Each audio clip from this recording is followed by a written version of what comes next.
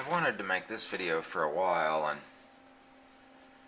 this is perhaps not the best example of it, but it's about these medals, and you also see these just as retirement pins, and when I say pins I mean P-E-N, retirement watches, knives, money clips, tie tacks, necklaces, rings, whatever. And whenever you see, and like I say, this is not a very good example of it.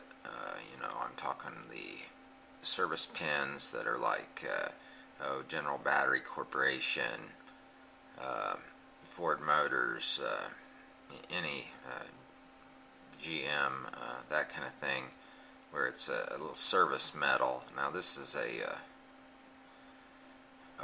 fraternity organization type medal, but my point is, here on the back it's marked gold filled.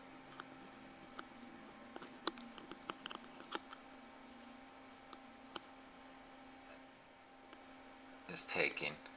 But anyhow, this back piece, you can see some slight markings on that back piece that are just sticking out. Now sometimes they're adhesed or stuck to the piece a lot closer, and you can't see anything. You see those, and they're marked gold filled. And I've recently found these on the bands of wristwatches, where it was a gold-filled wristwatches. I found it on tie tacks, where it was a two-piece. I've found it on knives, ink pens. That's a good one. I found one on an ink pen where the small service award type shield was on a gold-filled pin, and the back markings on the piece that was attached was covered up by the clip on the pin. And I had a real good example of this a while back that came through the door, and that's when I got the idea to make this video. And that is, I watch out for these two-piece pins, because things that a person can pick cheap are not that plentiful these days. And if you can buy the stuff that nobody really knows, then you're ahead of game. But I've always done that, and that is planned for tearing off the fixed shield on just about anything I get in.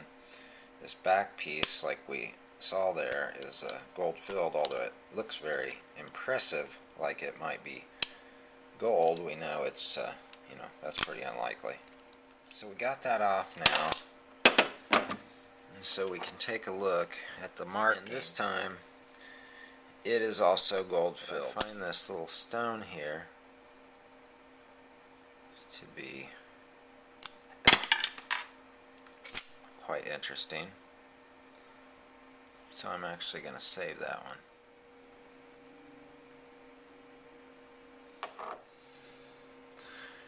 A 10 karat gold star in the center, dangling, easily removed, and sterling outside. Piece you gotta guess. Now here's another example, and this old piece has a sorority marking on it. Applied piece, which I think we can guess is at least half a gram of probably 10 karat gold applied. That adds quite a bit of value to the little dipper. I'm not going to tear that up because I may eventually, but I think that's a piece I'm going to sell as is. Definitely an applied piece of gold here. Kind of hard to see. It's an old piece. So always remember, a knife is faster than a gun. So that's pretty much my tips for the day. Always leave your guns in a state where they tell you something. Guns without saying a word can talk, and here's how this one talks. Right here. This safety device tells me that the chamber is empty and it's decocked. If I can pull this safety back, I know chances are extremely good that the chamber is full and it's absolutely cocked, because the safety will not come back unless the weapon is cocked. If you're a squeezer like me, then a squeezer tester, then there you go. Your gun is safe to be squeezed and ready to fire in an instant. As far as handguns, I believe you should have one that has a safety and is in a 100% ready condition. In other words, a first shot advantage. And I choose the Colt Mark IV Series 80 Officers 45 ACP. Carried that gun in this state for about 26 years now without one problem or one incident.